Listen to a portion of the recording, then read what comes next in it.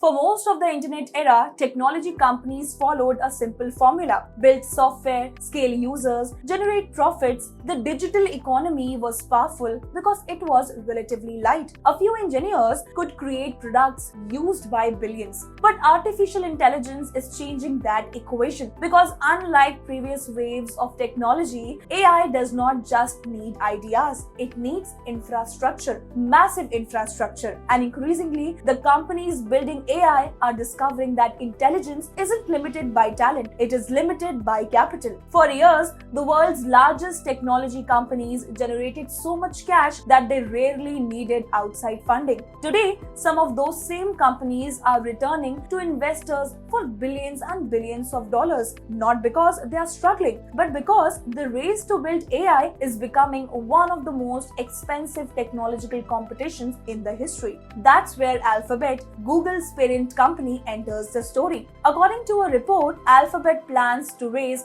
$80 billion through a combination of equity offerings to fund its rapidly expanding AI infrastructural plans. The fundraising includes a $10 billion investment from Berkshire Hathaway, making a significant endorsement of Google's long-term AI strategy. Welcome to Perspectives. In today's episode, let's break down why one of the richest technology companies in the world is raising tens of billions of dollars and what that reveals about the future of artificial intelligence. The announcement comes as Alphabet increases its projected 2026 capital spending to between $180 billion and $190 billion, with much of that investment directed towards AI infrastructure, computing capacity, data centers, and custom chips. And that's the real story, because this isn't about Google. It's about the changing economics of intelligence itself. For decades, software was known for one thing: scale without proportional cost. Once built, software could be copied endlessly at almost zero expense. AI changes that model. Every query requires computing power. Every new model requires enormous amounts of processing. Every improvement demands larger data sets, more chips, more energy, and more infrastructure. The result is a fundamental shift. The AI race is no longer just a competition for better algorithm. It's becoming a competition for resources, for data centers, for electricity, for semiconductor supply chains, and increasingly for capital itself. Industry estimates suggest big tech companies could collectively spend hundreds of billions of dollars annually on AI infrastructure, making this one of the largest private sector investment cycles in modern history. And that's why Alphabet's announcement matters, because when a company with Google's cash flow decides it still needs to raise another $80 billion, it sends a signal. The scale of AI investment is expanding faster than even the largest technology companies anticipated. What began as a software revolution is becoming an infrastructure revolution, from technology to power. But this story isn't really about fundraising, it's about concentration. Because if AI increasingly depends on massive amounts of capital, then only a handful of organizations can realistically compete. The barriers to entry begin to rise. Startups may still innovate, researchers may still discover breakthroughs, but deploying AI at global scale increasingly requires